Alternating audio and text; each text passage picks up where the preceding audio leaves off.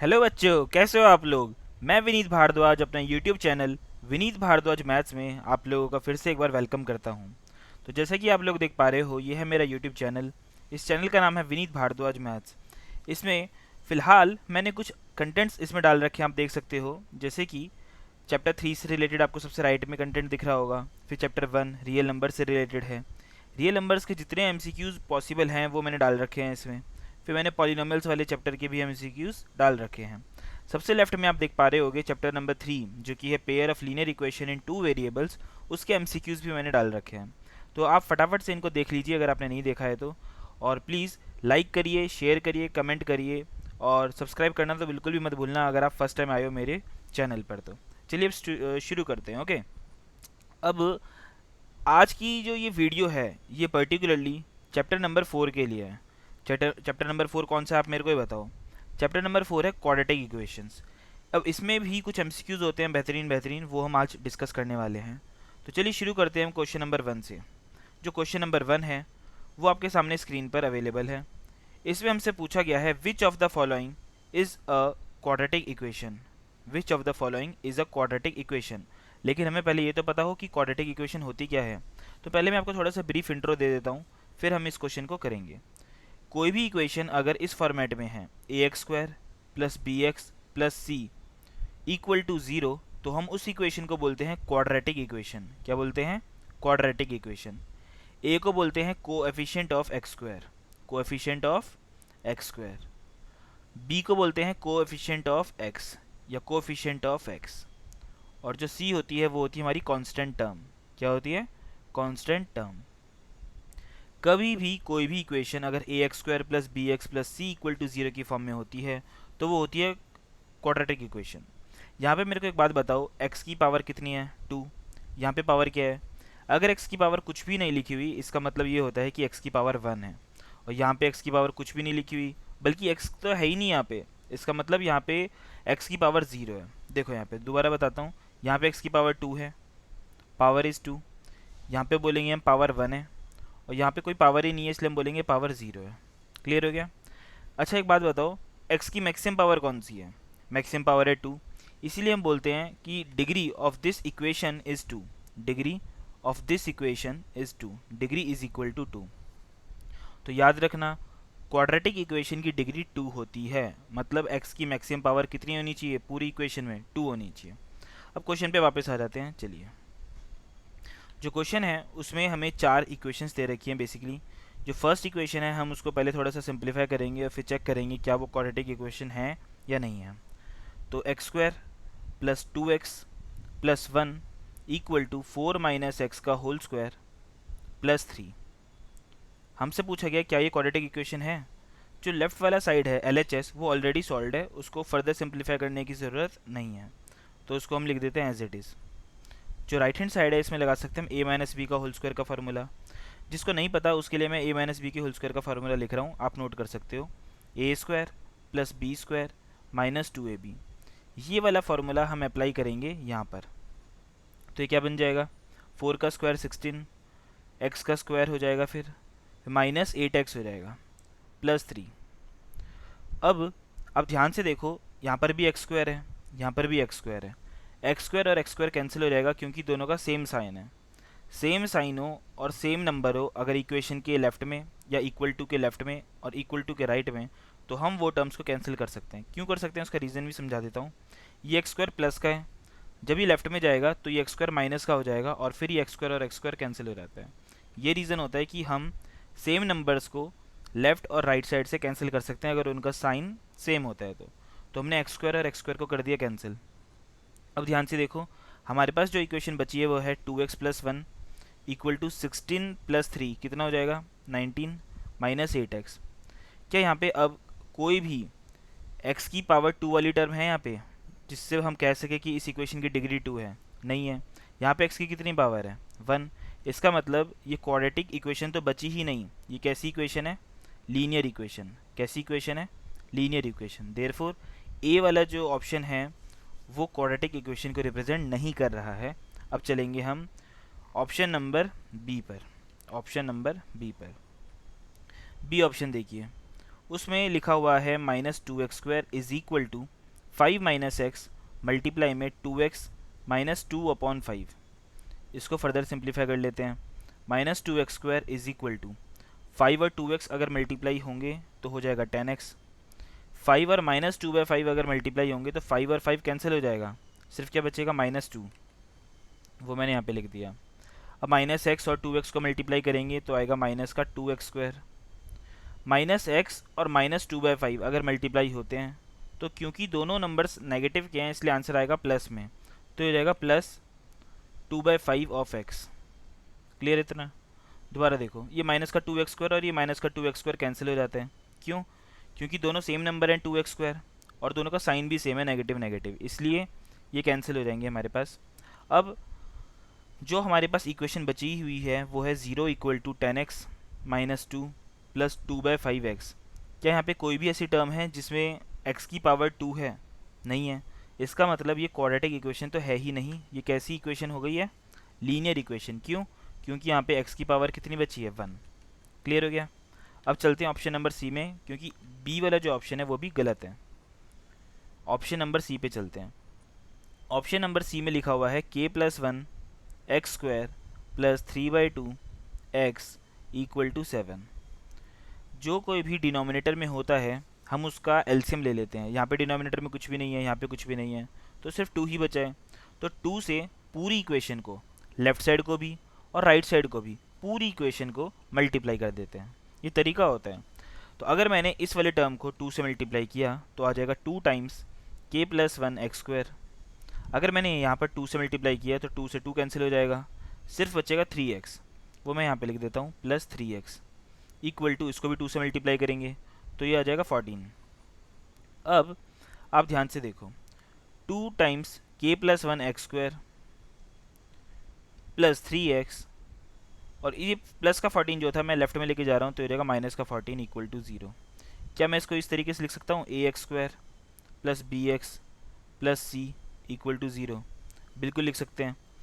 इसका मतलब ये है कि ये लग तो रहा है हमको फ़िलहाल कि ये कैसा है, ये है हमारा एक क्वाड्रेटिक इक्वेशन, लेकिन हमें साथ में कंडीशन भी दे रखी थी कि k की वैल्यू कितनी है? -1। अगर हम इसको k की वैल्यू जो है यहाँ पर हम उसकी जगह -1 पुट कर दें, k की जगह -1 पुट कर दें तो ये रहेगा 2 ब्रैकेट में -1 + 1 x² + 3x -14 = 0। तो 1 और -1 तो कैंसिल हो जाएगा, 0 x² हो जाएगा 0। तो हमारे पास जो इक्वेशन बचेगी वो बचेगी 3x - 14 = 0। दोबारा रिपीट कर रहा हूँ, ये हो गया 0 और x² को मल्टीप्लाई किया तो ये टर्म तो गायब ही हो गई क्योंकि ये बन चुकी है 0, और 0 को किसी भी नंबर में प्लस करते हैं तो वही नंबर वापस आ जाता है। तो सिर्फ हमारे पास बचा 3x - 14 = 0। क्योंकि यहाँ पे डिग्री 1 है, मैक्सिमम पावर कितनी है x की? 1। इसका मतलब ये क्वाड्रेटिक इक्वेशन नहीं है, और हमारा ऑप्शन नंबर सी भी एक क्वाड्रेटिक इक्वेशन को रिप्रेजेंट नहीं कर रहा है। अब चलते हैं ऑप्शन नंबर डी पर। ऑप्शन नंबर डी जो है उसमें x³ - x² = x - 1 का होल क्यूब का एक्सप्रेशन गिवन है। सबसे पहले मैं आपको बता देता हूँ a - b के होल क्यूब का फॉर्मूला, जो कि होता है a³ - b³ - 3a² + 3ab²। ये फार्मूला होता है a - b के होल क्यूब का। इस फार्मूला को हम अप्लाई करने वाले हैं यहाँ पर। ओके, तो चलिए सबसे पहले हम लेफ्ट हैंड साइड लिखते हैं। लेफ्ट हैंड साइड कितना था? x³ - x²। उसके बाद अब हम a - b के होल क्यूब का फार्मूला अप्लाई कर रहे हैं, जहाँ पर a की जगह लिखा हुआ है x और b की जगह पे लिखा हुआ है 1।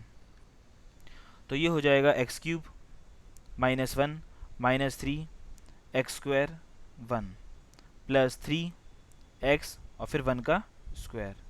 x³ से x³ कैंसिल, और ये हमारे पास बचा -x² = -1 - 3x² + 3x। ध्यान से देखो, अब ये माइनस का x² है, अगर मैं इसको इक्वल टू के राइट में लेके जाऊंगा तो ये जाएगा प्लस का x² -3x² + x² हो जाएगा -2x²। इक्वल टू के राइट में पहले से ही लिखा हुआ है +3x और -1 इधर हो जाएगा 0। तो जो इक्वेशन अभी हमारे पास आई है वो आई है 2x² - 3x + 1 = 0। मैं सभी को लेफ्ट में लेके चले गया हूँ तो सबका साइन चेंज हो गया है। ओके, या फिर आप ये कह सकते हो पूरी इक्वेशन को मैंने -1 से मल्टीप्लाई कर दिया या फिर -1 से डिवाइड कर दिया, पूरी इक्वेशन को, लेफ्ट में भी राइट में भी। अब क्या हम इसको कंपेयर कर सकते हैं a x square plus b x plus c के साथ? बिल्कुल कर सकते हैं। यहाँ पर ए की वैल्यू है 2, बी की वैल्यू है -3 और सी की वैल्यू है 1। इसीलिए हम बोलेंगे यहाँ पे ये जो इक्वेशन है इसकी डिग्री है 2। एक्स की मैक्सिमम पावर कितनी आई है? 2। और इसीलिए ये एक क्वाड्रेटिक इक्वेशन है। So the correct answer is option number D. Okay, अब तक आपने नोट कर लिया होगा। चलते हैं नेक्स्ट क्वेश्चन की तरफ। So the next question is which of the following is not a quadratic equation? इनमें से कौन सा क्वाड्रेटिक इक्वेशन नहीं है? 4 ऑप्शन दे रखे हैं हमारे पास, चारों को एक एक करके हम सिंप्लीफाई करेंगे और चेक करेंगे कि इनमें से कौन सा क्वाड्रेटिक इक्वेशन नहीं है। फर्स्ट ऑप्शन को देखते हैं सबसे पहले। 2 टाइम्स x माइनस 1 का whole square is equal to 4x square minus 2x plus 1। यहाँ पर हम लगा देंगे a माइनस बी के होल स्क्वायर का फार्मूला। जिसको नहीं पता उसके लिए मैं यहाँ पे लिख रहा हूँ, a माइनस बी का होल स्क्वायर का फार्मूला होता है a square plus b square minus 2ab। इस फार्मूला को अप्लाई करेंगे यहाँ पे। ओके, इस फार्मूला को अप्लाई करेंगे यहाँ पे, तो ये हो जाएगा हमारे पास x square plus 1 minus 2x is equal to, ये हो जाएगा 4x square minus 2x plus 1। 2 और x स्क्वायर मल्टीप्लाई होंगे तो ये हो जाएगा 2x square plus 2 minus 4x equal to 4x square minus 2x plus 1। इस प्लस 2x स्क्वायर को अगर मैंने राइट में भेज दिया तो ये हो जाएगा 4x square minus 2x square. ये माइनस 2x पहले से ही लिखा हुआ था और ये माइनस के 4x को भी मैंने राइट में भेज दिया तो ये हो जाएगा प्लस का 4x। प्लस 1 पहले से ही राइट में था और ये प्लस का 2 जब राइट में जाएगा तो इसका भी साइन चेंज हो जाएगा, लेफ्ट में बचेगा सिर्फ और सिर्फ 0। तो 4x square minus 2x square कितना हो जाएगा? 2x square minus 2x plus 4x कितना हो जाएगा? प्लस का 2x। 1 माइनस 2 कितना हो जाएगा? -1 इक्वल टू 0। क्या ये क्वाड्रेटिक इक्वेशन है? बिल्कुल है। लेकिन हमसे इस क्वेश्चन में पूछा गया था कौन सा इनमें से क्वाड्रेटिक इक्वेशन है ही नहीं, तो ऑप्शन नंबर ए तो क्वाड्रेटिक इक्वेशन है, इसलिए option number A correct answer नहीं है। अब चलते हैं ऑप्शन नंबर बी की तरफ। ऑप्शन नंबर बी में जो एक्सप्रेशन है वो है 2x minus x square equal to x square plus 5। अब कई लोगों के दिमाग में आ रहा होगा इसको और इसको कैंसिल कर देते हैं क्योंकि एक्स स्क्वायर है दोनों तरफ। नहीं, ऐसे नहीं करना भाई। इसलिए नहीं करना क्योंकि दोनों के जो साइंस हैं वो डिफरेंट हैं। राइट साइड में जो एक्स स्क्वायर है उसका साइन प्लस का है, लेफ्ट साइड में जो एक्स स्क्वायर है उसका साइन नेगेटिव का है, इसलिए कैंसिल नहीं हो सकते, नहीं हो सकते, नहीं हो सकते। माइनस के एक्स स्क्वायर को राइट में भेज दिया तो हो जाएगा x square plus x square, वो हो जाएगा 2x स्क्वायर। ये प्लस का 2x है, इसको भी राइट में भेज दिया तो ये हो जाएगा माइनस का 2x। और प्लस 5 तो पहले से ही राइट में था, लेफ्ट में बचा सिर्फ 0। तो क्या हम इसको ऐसे नहीं लिख सकते? 2x square minus 2x plus 5 equal to 0। क्या ये क्वाड्रेटिक इक्वेशन है? बिल्कुल है। क्यों है? क्योंकि यहाँ पे x की मैक्सिमम पावर कितनी है? 2। तो क्योंकि यहाँ पे डिग्री 2 आ चुकी है, मैक्सिमम पावर ऑफ x 2 आ चुकी है, इसीलिए ये एक क्वाड्रेटिक इक्वेशन है। ऑप्शन बी करेक्ट आंसर इसलिए नहीं है क्योंकि क्वेश्चन में हमसे पूछा गया था कि कौन सा एक्सप्रेशन क्वाड्रेटिक इक्वेशन को रिप्रेजेंट नहीं कर रहा है। अब चलते हैं ऑप्शन नंबर सी की तरफ। ऑप्शन नंबर सी में हमें एक इक्वेशन दे रखी है जो कि है √2x प्लस √3 का whole square plus x square equal to 3x square minus 5x। अब ध्यान से देखिए, यहाँ पर हम लगा सकते हैं a प्लस बी के होल स्क्वायर का फॉर्मूला जो कि होता है a प्लस बी का whole square equal to a square plus b square plus 2ab। यहाँ पर a की वैल्यू है √2x, b की वैल्यू है √3। पुट कर देते हैं हम और अब इसको एक्सपेंड करेंगे हम। यहाँ पे a प्लस बी का होल स्क्वायर का फार्मूला लगाएंगे बेसिकली। तो √2x का स्क्वायर करना है,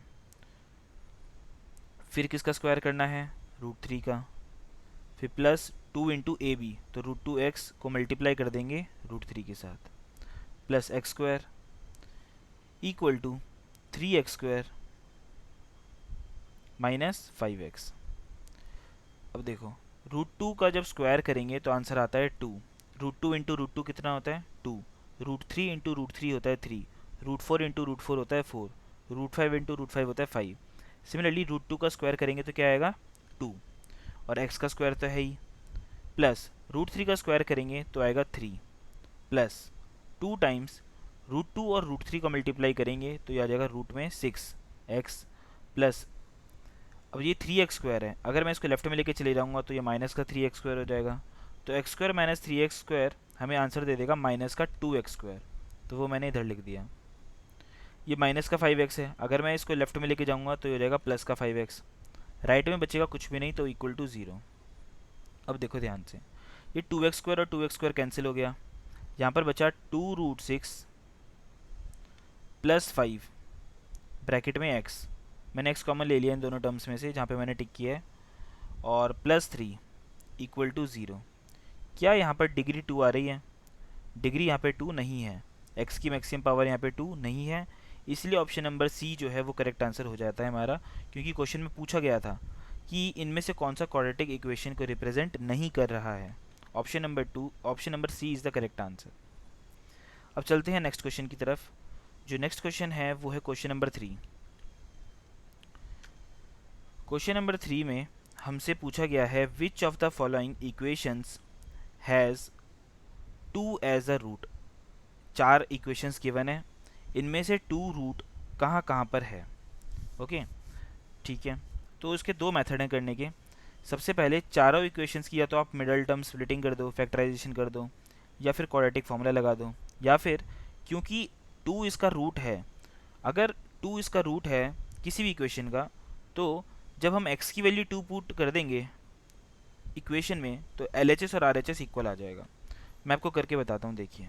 ऑप्शन नंबर ए है हमारे पास x² माइनस 4x प्लस 5। सिर्फ लेफ्ट हैंड साइड लिखना है, राइट हैंड साइड यहाँ पे इक्वल टू 0 मत लिख देना डायरेक्टली, सिर्फ लेफ्ट हैंड साइड लिखना होता है। अब यहाँ पर x की वैल्यू 2 पुट कर दो, अगर आपने x की वैल्यू 2 पुट कर दी तो जाएगा 2 का स्क्वायर माइनस 4 टाइम्स 2 प्लस 5, 2 का स्क्वायर 4, 4 2 ज़ा 8 प्लस 5, 4 और 5 को प्लस किया तो 9, 9 में से 8 गया तो 1। क्या ये राइट हैंड साइड के इक्वल आया है? राइट हैंड साइड था 0, ये तो राइट हैंड साइड के इक्वल आया नहीं। इसका मतलब जो इक्वेशन ऑप्शन ए में अवेलेबल है उसका रूट 2 नहीं है। क्लियर हो गया होगा अब तक आपको। अब चलते हैं हम ऑप्शन नंबर बी की तरफ। ऑप्शन नंबर बी में भी आप सिर्फ LHS को कंसिडर करिए। ऑप्शन नंबर बी में जो इक्वेशन है वो है x² प्लस 3x माइनस 12, इसका हम LHS कंसिडर कर रहे हैं। अब यहाँ पर भी x की जगह 2 पुट कर दो, तो 2 का स्क्वायर प्लस 3 टाइम्स 2 माइनस 12, 2 का स्क्वायर होता है 4, 3 2 ज़ा 6 माइनस 12, 6 और 4 10, 10 माइनस 12 इज़ माइनस 2। लेकिन इक्वल टू के राइट साइड में यहाँ पे 0 था, इसका मतलब LHS माइनस 2 आया है जो कि RHS के इक्वल तो नहीं है। इसका मतलब जो ऑप्शन बी में इक्वेशन अवेलेबल है उसका रूट 2 बिल्कुल भी नहीं है, बिल्कुल भी नहीं है। अब ऑप्शन नंबर सी की तरफ चलते हैं। ऑप्शन नंबर सी, देखिए ऑप्शन नंबर सी में जो LHS है लेफ्ट हैंड साइड वो है 2x² माइनस 7x प्लस सी, ये है लेफ्ट हैंड साइड। यहाँ पर x की वैल्यू 2 पुट कर दो, अब आप 2 का स्क्वायर माइनस 7 टाइम्स 2 प्लस 6, 2 का स्क्वायर होता है 4, 4 2 ज़ा 8, तो जो फर्स्ट टर्म है इसको सिंप्लीफाई करके आया हमारे पास 8, 7 2 ज़ा होता है 14, यहाँ पे लिख दो 14 प्लस 6। अब ये प्लस 6 और प्लस 8 इनको अगर हम सिंप्लीफाई करते हैं तो आता है 14, 14 माइनस 14 आ गया 0, जो कि राइट हैंड साइड के इक्वल है इस बार, क्योंकि राइट हैंड साइड में यहाँ पे क्या लिखा हुआ था 0। देयरफॉर जो ऑप्शन सी में इक्वेशन अवेलेबल है उसका रूट 2 हो जाता है, इसीलिए option number C is the correct answer. Okay, अब चलते हैं नेक्स्ट क्वेश्चन की तरफ। Question number 4। क्वेश्चन नंबर 4 देखिए, क्वेश्चन नंबर 4 में हमसे बोला गया है which of the following equations has the sum of its roots as 3। Sum of roots 3 होना चाहिए। देखिए किसी भी क्वाड्रेटिक इक्वेशन के 2 रूट्स होते हैं, पहले रूट को बोलते हैं अल्फ़ा, दूसरे रूट को बोलते हैं बीटा। अगर हम इनके सम की बात करें अल्फ़ा प्लस बीटा तो वो आता है -b/a के इक्वल, ये आपने पॉलिनोमियल्स वाले चैप्टर में भी पढ़ा होगा। तो एक एक करके हम ऑप्शन नंबर ए से स्टार्ट करेंगे और एक एक करके चारों ऑप्शंस को कंसिडर करेंगे। चारों ऑप्शंस में हम -b/a निकालेंगे। क्या निकालेंगे? -b/a, और चेक करेंगे कि -b/a 3 के इक्वल कब आ रहा है, तो वही तो हमारा सम ऑफ रूट्स होगा। तो चलिए ऑप्शन जो ए है वहाँ से स्टार्ट करते हैं। ऑप्शन ए में 2x² minus 3x plus 6 equal to 0 given है। यहाँ पर अगर हम -b/a निकालते हैं तो b तो खुद ही -3 है, तो माइनस बी हो जाएगा 3, और ए कितना है 2। 3/2 जो है ये आया है हमारा माइनस बी अपॉन है, लेकिन हमें तो सम ऑफ रूट्स कितना दे रखा था 3, ये तो 3 के इक्वल है नहीं, इसीलिए ऑप्शन नंबर ए रॉन्ग हो गया, वो इसका आंसर है नहीं। अब चलेंगे ऑप्शन नंबर बी की तरफ। ऑप्शन नंबर बी में जो इक्वेशन अवेलेबल है वो है -x² plus 3x minus 3 equal to 0। यहाँ पर a की वैल्यू है -1, b की वैल्यू है 3 और c की वैल्यू है -3। अगर हम यहाँ पर माइनस बी अपॉन ए निकालते हैं, b 3 है तो माइनस बी हो जाएगा -3, और a कितना है, a है -1। -3 और -1 को डिवाइड किया तो आ गया 3, और यही तो हमसे पूछा गया था कि सम ऑफ रूट्स 3 कब आएंगे, तो ऑप्शन नंबर बी जो है वो करेक्ट आंसर हो जाता है इसका। तो ऑप्शन नंबर बी को आप टिक कर लीजिए, option b is the correct answer. अब चलते हैं हम क्वेश्चन नंबर 5 की तरफ। क्वेश्चन नंबर 5 देखिए, क्वेश्चन नंबर 5 में हमारे पास लिखा गया है कि the quadratic equation 2x² minus √5x plus 1 equal to 0। ये जो इक्वेशन है इसके कितने रूट्स होंगे, और अगर रूट्स जो होंगे वो रियल होंगे या इमेजिनरी होंगे, दो होंगे, दो रियल रूट्स होंगे, दो इक्वल रूट्स होंगे, मोर देन 2 रियल रूट्स होंगे, इस तरीके से हमसे पूछा गया है। तो इसके लिए पहले मैं आपको थोड़ा सा ब्रीफ इंट्रो दे देता हूँ कि इस टाइप के क्वेश्चंस को कैसे किया जाता है। जब कभी भी हमारे पास कोई क्वाड्रेटिक इक्वेशन होती है ax² plus bx plus c equal to 0 की फॉर्म में, तो हम वहाँ पर निकाल सकते हैं d होता है b² माइनस 4ac। d क्या होता है, b² माइनस 4ac। अगर d की वैल्यू ग्रेटर देन 0 आ जाती है तो हम बोलते हैं कि रियल एंड डिस्टिंक्ट रूट्स आए हैं, रियल एंड डिस्टिंक्ट रूट्स आए हैं।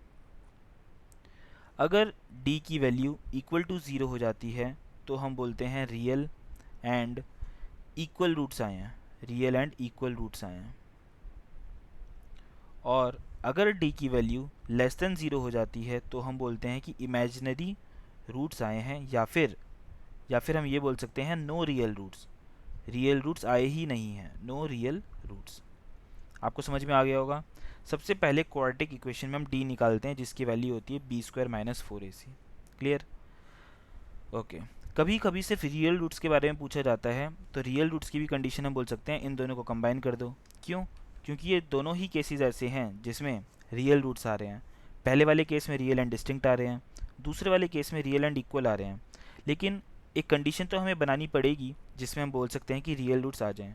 तो इसके लिए हम बोल सकते हैं कि अगर d की value greater than equal to 0 आती है, उस केस में जो रूट्स होते हैं वो रियल होते हैं।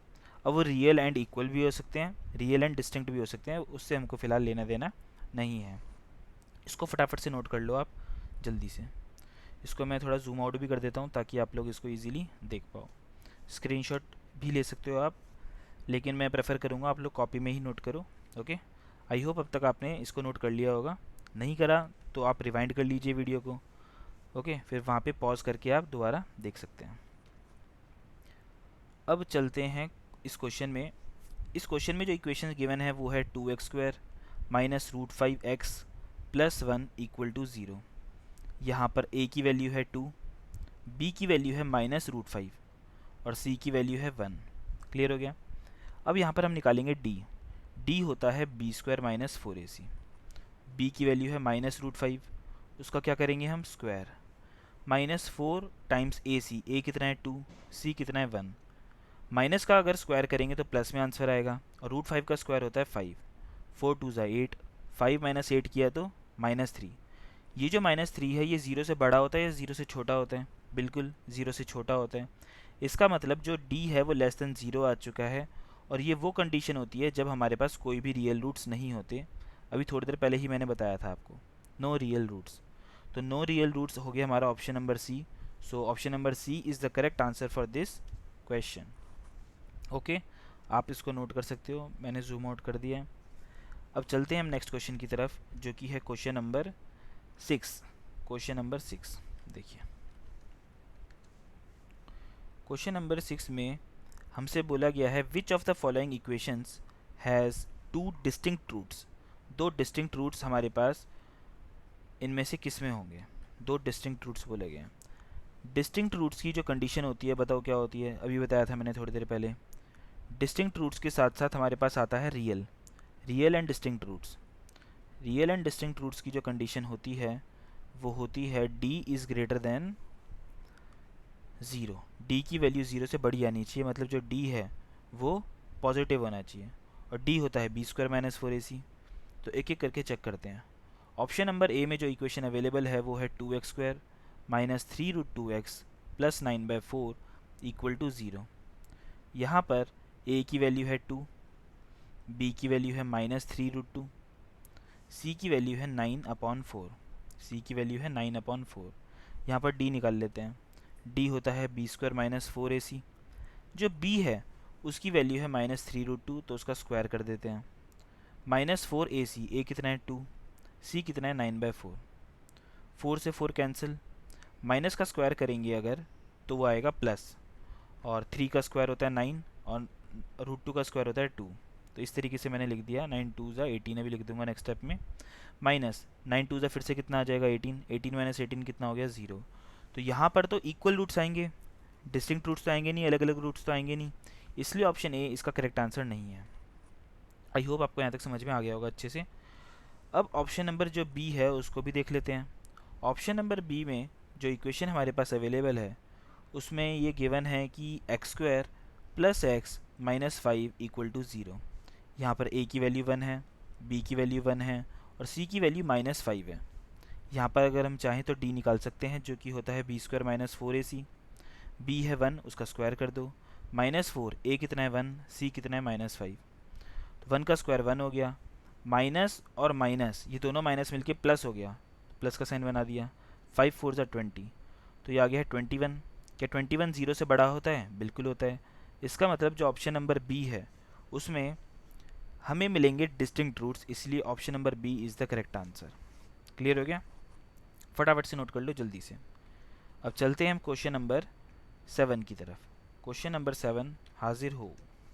क्वेश्चन नंबर 7 देखिए, क्वेश्चन नंबर 7 को इसमें हमसे बोला गया है which of the following equations has no real roots. Real roots होंगे ही नहीं, रियल रूट्स नहीं होंगे इसका मतलब होता है इमेजिनरी रूट्स। इमेजिनरी रूट्स कब होते हैं? जब d की वैल्यू लेस देन 0 होती है। तो नो रियल रूट्स की जो कंडीशन होती है वो होती है d should be less than 0, मतलब d नेगेटिव में आना चाहिए, d नेगेटिव में आना चाहिए। ऑप्शन नंबर ए से स्टार्ट करते हैं।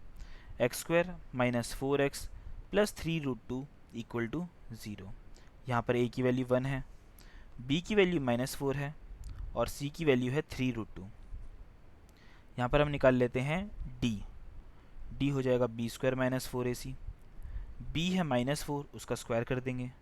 -4, a कितना है? a है 1, c कितना है? c है 3√2। -4 का स्क्वायर किया तो 16, 4 3 ज़ा 12, एक second, x² minus 4x plus 3√2, right? Okay, तो 16 हो गया, कोई दिक्कत नहीं है। 4 3 ज़ा 12√2। अब ये हो जाएगा 16 माइनस 12। √2 की जो अप्रॉक्सीमेट वैल्यू होती है वो होती है 1.414, तो मैंने अप्रॉक्सीमेटली 1.4 मान लिया। अब 1.4 और 12 को मल्टीप्लाई करते हैं, तो हम बेसिकली 14 और 12 को मल्टीप्लाई कर सकते हैं, तो ये आ जाएगा 168, लेकिन ये था 1.4 इसलिए एक डेसिमल आ जाएगा यहाँ पर और यहाँ पर, तो 16.8। तो ये तो पक्का नेगेटिव में चले गया, 16 छोटा नंबर है, 16.8 बड़ा नंबर है, तो d तो नेगेटिव में चले गया। अगर d नेगेटिव में आ जाता है तब हम कहते हैं कि जो रूट्स हैं वो रियल रूट्स नहीं है, वो है इमेजिनरी रूट्स। इसीलिए option number A is the correct answer. Option number A को आप टिक कर सकते हो। क्यों? क्योंकि d नेगेटिव में आ रखा है और जब d नेगेटिव में होता है तभी रियल रूट्स हमको नहीं मिलते हैं। अब चलते हैं हम क्वेश्चन नंबर 8 की तरफ। क्वेश्चन नंबर 8 देखिए,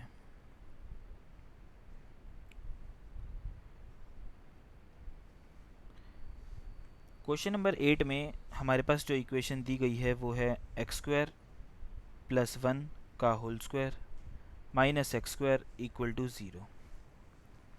अब इसको कैसे कर सकते हैं? दो तरीके से कर सकते हैं। पहला, या तो इसमें a प्लस बी का होल स्क्वायर लगा दो और फिर उसको फर्दर सिंप्लीफाई करो और कैंसिल वगैरह कर दो, या फिर दूसरा जो तरीका है जो अभी फ़िलहाल मेरे दिमाग में आ रहा है उसको हम कर सकते हैं a² माइनस b स्क्वायर ए स्क्वायर माइनस बी स्क्वायर का फॉर्मूला लगा दो तो ए प्लस बी और ए माइनस बी भी हम लगा सकते हैं। ये काम करते हैं, पहले वाले मेथड को प्रेफर करते हैं, अगर उससे नहीं आता है तो हम सेकंड मेथड पे जाएंगे। तो यहाँ पर ए प्लस बी के होल स्क्वायर का फॉर्मूला लगा दो जो कि होता है ए प्लस बी का whole square is equal to a square plus b square plus 2ab। Okay, तो एक्स स्क्वायर का अगर स्क्वायर करेंगे तो आ जाएगा एक्स की पावर 4, 1 का स्क्वायर करेंगे तो 1 ही आएगा, plus 2 times x square minus x square equal to 0। तो ये हो जाएगा एक्स की power 4 plus 2x square minus x square कितना हो जाएगा, ये हो जाएगा एक्स स्क्वायर। कॉन्स्टेंट टर्म कौन सी बची, +1 equal to 0। Let x square equal to t, x square की वैल्यू क्या मान लो, टी। क्यों मान लो, क्योंकि ये बन चुकी है by quadratic equation. By quadratic equation वो होती है जिसमें डिग्री होती है 4। डिग्री 4 को हमें सॉल्व करना नहीं आता, इसलिए हम चाह रहे हैं कि कैसी इक्वेशन बन जाए, क्वाड्रेटिक इक्वेशन बन जाए। इसलिए हमने एक्स स्क्वायर को टी मान लिया। एक्स की पावर 4 को लिख सकते हैं एक्स स्क्वायर का स्क्वायर, इसलिए एक्स की पावर 4 को लिख सकते हैं टी का स्क्वायर। एक्स स्क्वायर हो जाएगा टी प्लस 1 इक्वल टू 0। अब इसको सिंप्लीफाई करना हमको आता है, कैसे, यहाँ पर ए की वैल्यू है 1, बी की वैल्यू है 1 और सी की वैल्यू भी 1 है। अब यहाँ पर फॉर्मूला लगा दो x equal to minus b plus minus under root b square minus 4ac upon 2a। इसको बोलते हैं क्वाड्रेटिक फार्मूला। तो माइनस बी हो जाएगा -1 प्लस माइनस अंडर रूट 1 का स्क्वायर तो 1 ही होगा, -4, a भी 1 है, c भी 1 है, अपॉन 2a तो हो जाएगा 2 टाइम्स 1। अब इसको फर्दर सिंप्लीफाई हम कर सकते हैं, कैसे, देखिए, -1 plus minus under root 1 minus 4 upon 2, -1 plus minus under root में -3। क्या रूट में नेगेटिव नंबर आ चुका है, बिल्कुल आ चुका है। जब कभी भी रूट के अंदर नेगेटिव नंबर आ जाता है तो हम कहते हैं ये केस पॉसिबल ही नहीं है। क्यों, क्योंकि 10th क्लास में हमने सीखा है कि रूट के अंदर जो कोई भी नंबर्स होते हैं वो रियल नंबर्स होने चाहिए, वो रियल नंबर से होने चाहिए और स्पेसिफिकली पॉजिटिव नंबर होने चाहिए। ज़्यादा से ज़्यादा वो ज़ीरो भी हो सकता है, लेकिन नेगेटिव नंबर कभी भी नहीं हो सकता। रूट के अंदर कभी भी नेगेटिव नंबर नहीं हो सकते। अगर आ जाता है या तो हम बोलेंगे क्वेश्चन गलत है, और अगर क्वेश्चन सही है तो हम बोल देते हैं कि फिर ये केस पॉसिबल नहीं है। ये केस पॉसिबल नहीं है को हम रीफ्रेम करके बोलेंगे यहाँ पे कि यहाँ पे कोई रियल रूट्स आ ही नहीं सकते। क्यों, क्योंकि रूट के अंदर नेगेटिव नंबर आ गया। तो हम ऐसे लिखेंगे since roots are negative, since roots are negative so there are no real roots, there are no real roots. अब चेक कर लो कौन सा ऑप्शन मैच कर रहे हैं। ये है हमारा क्वेश्चन नंबर 8 और इसमें हमारा option number C is the correct answer, no real roots. Clear हो गया। अब चलते हैं नेक्स्ट क्वेश्चन की तरफ। जो नेक्स्ट क्वेश्चन है वो है क्वेश्चन नंबर 9। क्वेश्चन नंबर 9 देखिए, क्वेश्चन नंबर 9 में हमारे पास इस बार थोड़ा अलग क्वेश्चन है, इसको मैं वहाँ पे ले जाता हूँ पहले। देखिए question number 9, if x equal to 0.2 is a root of equation x square minus 0.4k equal to 0। हमें बताया गया है कि x इक्वल टू 0.2 इसका क्या है, रूट। रूट का मतलब होता है अगर x की वैल्यू 0.2 मैंने पुट कर दी इस इक्वेशन में तो LHS और RHS इक्वल हो जाता है। तो लेट अस पुट x की वैल्यू 0.2 हियर, 0.2 का square minus 0.4k equal to 0। तो ये रहेगा 0.04, 0.2 का स्क्वायर करेंगे तो क्या आएगा 0.04। अब ये माइनस का 0.4k जब राइट में जाएगा तो ये बन जाएगा 0.4k प्लस का, 0.4k प्लस का। पॉइंट हटाया तो नीचे 10, यहाँ पे पॉइंट हटाया तो नीचे 100। इतना समझ में आ गया होगा। 10 1 ज़ा 10, 10 10 ज़ा 100। अब क्रॉस मल्टीप्लाई कर दो, ये 4k है और ये 10 है, आपस में मल्टीप्लाई हुए तो 40k इक्वल टू ये 4 और 1 आपस में मल्टीप्लाई हुए तो 4। तो k की वैल्यू आ गई 4/40, 4 1 ज़ा 4, 4 10 ज़ा 40। तो k की वैल्यू आ चुकी है 1/10 जो कि होता है 0.1। अब ऑप्शन चेक कर लेते हैं कि ऑप्शन में 1/10 गिवन है या 0.1 गिवन है। 0.1 गिवन है, इसलिए option number C is the correct answer. 0.1 इसका करेक्ट आंसर है, ऑप्शन नंबर सी। अब चलते हैं हम लास्ट क्वेश्चन की तरफ। लास्ट क्वेश्चन में हमें दे रखा है, वो भी 9th क्वेश्चन जैसा ही लग रहा है।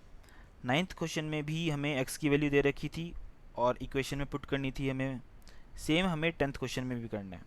10th क्वेश्चन में हमें x की वैल्यू दे रखी है -1/2। मतलब हमें गिवन है कि एक इक्वेशन है एक्स स्क्वायर माइनस के एक्स प्लस 5/4 इक्वल टू 0 और हमें गिवन है x इक्वल टू -1/2 इसका रूट है। तो -1/2 बस पुट कर दो x की जगह। -1/2 पुट कर दो x की जगह, और LHS और RHS इक्वल आ जाएगा, LHS और RHS इक्वल आ जाएगा।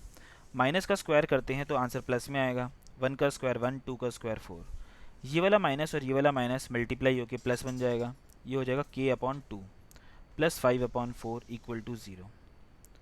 ध्यान से देखिए आप, यहाँ पे भी 4 है, यहाँ पे भी 4 है, बस यहाँ पे 4 नहीं है। मैं चाहता हूँ कि इस डिनोमिनेटर में भी क्या आ जाए 4, इसलिए मैंने 2 से यहाँ पर भी मल्टीप्लाई कर दिया और 2 से यहाँ पे भी मल्टीप्लाई कर दिया, ताकि ये 2 और 2 कैंसिल हो जाए, इफेक्ट फिर से k/2 ही आए। लेकिन ऐसे कट नहीं करना है हमको, हमें तो डिनोमिनेटर 4 चाहिए था, इसलिए न्यूमिनेटर को क्या बना दिया हमने 2k। तो ये इक्वेशन अब बन चुकी है 1 + 2k + 5, और क्योंकि कॉमन डिनोमिनेटर है इसलिए 4 नीचे लिख दिया इक्वल टू 0। 2k और ये 5 और 1 मिलके हो जाएगा 6 अपॉन 4 इक्वल टू 0, लेकिन ये 4 और 0 आपस में मल्टीप्लाई होके राइट साइड में 0 ही हो जाएगा। तो 2k इक्वल टू -6, ये +6 राइट में जाके -6 बन चुका है, तो k की वैल्यू आ चुकी है -6/2, ये आ चुका है -3। सो k इज़ इक्वल टू -3। अब चेक कर लेते हैं कौन सा ऑप्शन है k इज़ इक्वल टू -3 का। -3 का तो कोई ऑप्शन ही नहीं है इसमें, इसका मतलब कुछ हमने शायद गड़बड़ी कर दी। चेक कर लेते हैं, x² - kx, अच्छा यहाँ पे -5/4 था, हमने +5/4 लिया था, तो कोई बात नहीं। आप एक काम करिए, या तो क्वेश्चन को +5/4 कर दो, तो उसका आंसर आ जाएगा k की वैल्यू -3। लेकिन क्योंकि हमें ऑप्शन के साथ मैच करना है, तो मैं इसको दोबारा करके दिखाता हूँ आपको, और इस बार हम +5/4 की जगह लिखेंगे -5/4, जो कि एक्चुअली क्वेश्चन में गिवन है, तो क्वेश्चन में जो गिवन थी इक्वेशन, उसको हम दोबारा लिख लेते हैं। वो है x² - kx -5/4 इक्वल टू 0। फिर से x की वैल्यू पुट करनी है हमें -12 का स्क्वायर माइनस k, x की जगह -12 -5/4 इक्वल टू 0। तो ये हो जाएगा 1/4 प्लस k/2 -5/4 इक्वल टू 0। फिर से डिनोमिनेटर में यहाँ पे 4 और 4 है, लेकिन यहाँ पे नहीं है, इसीलिए हम यहाँ पर भी 2 से मल्टीप्लाई कर देंगे डिनोमिनेटर में, और न्यूमरेटर में यहाँ पे भी 2 से मल्टीप्लाई कर देंगे। तो ये हो जाएगा 1 + 2k -5/4 इक्वल टू 0। 1 में से अगर 5 गया तो आ जाएगा -4, तो ये हो जाएगा 2k -4/4 इक्वल टू 0। अब 2k -4 इक्वल टू 0 हो जाएगा, क्योंकि ये 0 और 4 क्रॉस मल्टीप्लाई होकर 0 हो चुका है। -4 अगर राइट साइड में जाएगा तो ये हो जाएगा 2k इक्वल टू 4, 2 1 ज़ा 2, 2 2 ज़ा 4, तो k की वैल्यू आ चुकी है 2। अब चेक कर लेते हैं क्या k इक्वल टू 2 ऑप्शन में अवेलेबल है। k equal to 2, k equal to 2 is the option number B, so option number B is the correct answer. I hope आपको समझ में आया होगा, आपको क्लैरिटी मिली होगी। तो अगर आपको ये सीरीज़ पसंद आ रही है, अगर आपको लग रहा है कि हाँ इसे कंटिन्यू करना चाहिए, तो प्लीज़ आप कमेंट करके बताइए। आप लाइक कर सकते हैं इस वीडियो को, ताकि मेरे को थोड़ा सा मोटिवेशन फील हो। आप शेयर कर सकते हैं अपने दोस्तों के साथ। जितने ज़्यादा व्यूज़ आएंगे, जितने ज़्यादा सब्सक्राइबर बढ़ेंगे, मेरी मोटिवेशन और बढ़ेगी। मेरा भी मन करेगा कि बच्चे देख रहे हैं मेरे को, मैं बच्चों की और हेल्प कर सकूं, और ज़्यादा मैं इनको सिखा सकूं, वो और अच्छा स्कोर कर सकें, तो मैं और वीडियोज़ बनाता रहूँगा। इसलिए प्लीज़ शेयर करिए, सब्सक्राइब करिए, कमेंट करिए, लाइक करिए। मिलते हैं नेक्स्ट वीडियो में। Okay bye, please take care.